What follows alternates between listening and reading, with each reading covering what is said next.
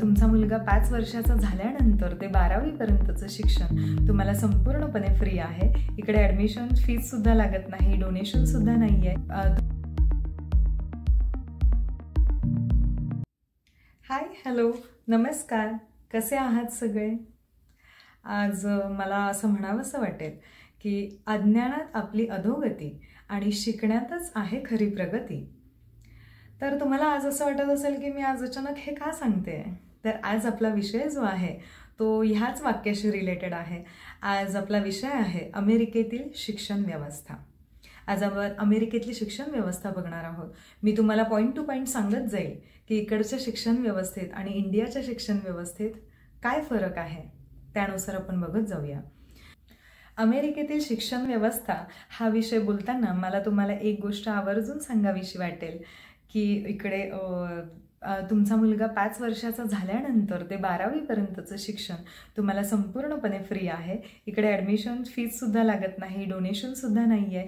त्यानंतर तुम्हाला शाळेत जे काही स्टुडंट्सला रिक्वायरमेंट असते ते सगळं गव्हर्नमेंट प्रोव्हाइड करतं। तर आता गव्हर्नमेंट हे कशातून प्रोव्हाइड करतं, तर आपल्याकडून जो टॅक्स घेतला जातो त्यातून ह्या मुलांना हे सगळं काही फ्री दिले जातं। सगळ्यात अगोदर जो मुद्दा घेणार आहोत ते किती टाईपचे स्कूल्स असतात इथे, तर इथे सुद्धा 2 टाईपचे स्कूल्स आहेत, पब्लिक स्कूल आणि प्रायव्हेट स्कूल। पब्लिक स्कूल म्हणजे आपलं गव्हर्नमेंट स्कूल। आपल्या इकडे गव्हर्नमेंट स्कूलमध्ये जी मुलं जातात तिथे त्यांना वेगळ्या नजरेनं बघितलं जातं इंडियामध्ये की तुमची मुलं गव्हर्नमेंट स्कूलमध्ये जातात, पण इथे तसं नाही आहे। जवळजवळ 80 to 90% लोकांची मुलं ही पब्लिक स्कूलमध्येच शिकतात। आणि दुसरं असतं ते प्रायव्हेट स्कूल। प्रायव्हेट स्कूलची फीज असते 50,000 ते $70,000 पर इयर। सो ती प्रत्येकाला परवडणारी असतेच असं नाही, त्यामुळं इकडे सगळी मुलं पब्लिक स्कूलमध्ये शिकतात। आणि पब्लिक स्कूलसुद्धा इतक्या छान फॅसिलिटीज प्रोव्हाइड करतं की तुम्हाला पब्लिक स्कूलमध्ये शिकताना असं वाटणार नाही की तुम्ही गव्हर्नमेंट स्कूलमध्ये शिकत आहात। तीन लेवलचे स्टुडंट्स इथे शिकतात पब्लिक स्कूलमध्ये। ती म्हणजे एलिमेंटरी स्कूल, मिडल स्कूल आणि हायस्कूल। तर एलिमेंटरी स्कूल म्हणजे 1ली ते 6वी, मिडल स्कूल म्हणजे 7वी आणि 8वी, आणि हायस्कूल म्हणजे 9वी ते 12वी। यांचे फक्त प्रिमायसेस वेगळे असतात, म्हणजे 1ली ते 6वीची मुलं एका प्रिमायसेसमध्ये शिकतात, त्यानंतर 7वी 8वीची मुलं एका प्रिमायसेसमध्ये शिकतात, आणि 9वी ते 12वी अशी मुलं एका प्रिमायसेसमध्ये। एज ग्रुपनुसार त्यांनी 3 प्रिमायसेस डिवाइड केले आहेत स्कूलमध्ये। त्यानंतरचा मुद्दा म्हणजे ॲडमिशन प्रोसेस। इकडची ॲडमिशन प्रोसेस कशी असते, आपल्या इकडे जसं ॲडमिशन प्रोसेससाठी ॲडमिशन फीज आहे, डोनेशन आहे, तसं इथे काहीच नाही आहे। अतिशय फ्री आहे सगळं। ॲडमिशन घेण्यासाठी सुद्धा तुम्हाला कुठल्या फीज पे कराव्या लागत नाहीत आणि डोनेशन तर नाहीच आहे। तर इकडे ॲडमिशनसाठी फक्त तुमचं ॲड्रेस प्रूफ लागतं आणि तुमचे वॅक्सिनेशनचं रेकॉर्ड लागतं, बस एवढ्यामध्ये तुमचं ॲडमिशन होऊन जातं। त्यानंतर मुद्दा आहे की झोन्स। इकडे पर्टिक्युलर झोन्स असतात एरिया वाईज स्कूल असतं। प्रत्येक एरियामध्ये एक स्कूल असतं आणि त्यासाठी झोन्स डिवाइड केलेले आहेत त्यांनी।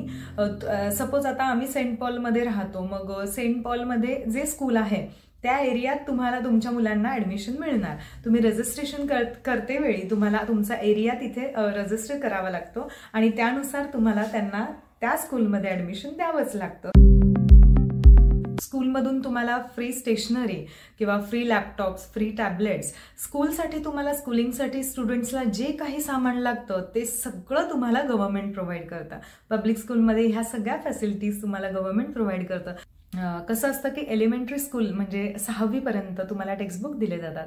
त्यानंतर मिडल स्कूल म्हणजे 7वी आणि 8वी यामध्ये तुम्हाला टॅबलेट्स प्रोव्हाइड केले जातात, आणि त्यानंतर येतं ते हायस्कूल म्हणजे 9वी ते 12वी, त्यामध्ये तुम्हाला लॅपटॉप्स प्रोव्हाइड केले जातात। सो तुम्ही यात ॲडव्हान्स एज्युकेशन सिस्टीम काय असते ते बघू शकता। त्यानंतरचा मुद्दा आहे स्कूलसाठी ट्रान्सपोर्टेशन। सो स्टुडंटला आपल्या इथे कसं की घर ते शाळा इतकं जाण्यासाठी ऑटोज असतात किंवा बसेस असतात किंवा व्हॅन्स असतात। इकडे तसे ट्रान्सपोर्टेशन सिस्टीम स्कूल अगदी फ्रीमध्ये प्रोव्हाइड करतं तुम्हाला। स्कूलच्या बसेस असतात त्या अगदीच फ्री असतात। सो तुमची मुलं फ्रीमध्ये शाळा ते घर आणि घर ते शाळा असं ट्रॅव्हलिंग करू शकतात. त्यानंतरचा मुद्दा आहे लंच मिळतात किंवा मुलांना जे काही स्नॅक्स मिळतात स्टुडंट्सला स्कूलमध्ये ते अगदी फ्रीमध्ये देतात. म्हणजे मुलांना तुमच्या तुम्ही जे घरून टिफिन वगैरे देतो आपल्या इकडे आपण मुलांना, तर इथे तसं नाही आहे. इकडे लंच मुलांना स्कूलमध्ये अतिशय फ्री असतो. फ्रीमध्ये तुमची मुलं लंच करू शकतात. त्यानंतर आहे की इथे प्रॅक्टिकल लर्निंगवर जास्त फोकस करतात. प्रॅक्टिकल नॉलेज देण्याचा मुलांना जास्तीत जास्त प्रयत्न करतात की मुलं थिअरॉटिकल नॉलेजपेक्षा मुलं प्रॅक्टिकली कसं परफॉर्म करू शकतील, प्रॅक्टिकल नॉलेज देण्यावर जास्त भर असतो इथल्या स्कूल्सचा. त्यानंतर त्यांच्यामध्ये डिस्कशन्स वगैरे कसे वाढवता येतील मुलांमध्ये, की डिस्कशन करून त्यातून तुम्हाला बरंच काही नॉलेज गेन करता येईल हे बघतात. त्यानंतर पुढचा पॉईंट असा की फिटनेस आणि मेंटल हेल्थवर हे लोक स्कूलमध्ये जास्त भर देतात की तुमचा फिटनेस कसा छान असेल. मग स्पोर्ट ॲक्टिव्हिटीज वगैरे हे सगळं तिथे करून घेतात. प्ले टाईम जास्त असतो त्यांचा, म्हणजे सगळ्याच ॲक्टिव्हिटीजमध्ये गेम्स वगैरे घेतात. म्हणजे कसं की मुलांना फक्त अभ्यास आहे की अभ्यास एवढंच नसतं इथे. मुलांना फॉर अ चेंज वेगळं काहीतरी दिलं जातं. आणि इकडे मला एक गोष्ट सांगावीशी वाटेल की असं नसतं की एकाच क्लासरूममध्ये बसलात तुम्ही, तुमचा पिरियड चेंज झालाय किंवा पुढचं नेक्स्ट पिरियड आहे तुमचा, तर तुम्ही तिथेच बसणार, फक्त तुमच्या मॅम चेंज होणार, तुमचे टीचर चेंज होणार, असं नसतं. इकडे पिरियड चेंज झाल्यानंतर आपला क्लासरूम सुद्धा चेंज होतो. सो मुलांना तेवढाच चेंज मिळतो की एका क्लासरूममध्ये दुसऱ्या क्लासरूममध्ये जाईपर्यंत त्यांचं माइंड फ्रेश होतं पुन्हा, आणि ते फ्रेश मूडमध्ये पुन्हा पुढचा पिरियड एन्जॉय करायला रेडी. त्यानंतरचा पॉईंट आहे एक्स्ट्रा ॲक्टिव्हिटीज स्कूल्समध्ये करून घेतात. जसं की म्युझिक आहे, डान्स आहे, पेंटिंग आहे, मार्शल आर्ट्स आहेत. ह्या सगळ्या बऱ्याचशा ॲक्टिव्हिटीज स्कूलमध्ये पण करून घेतात आणि बाहेर पण करून घेतात.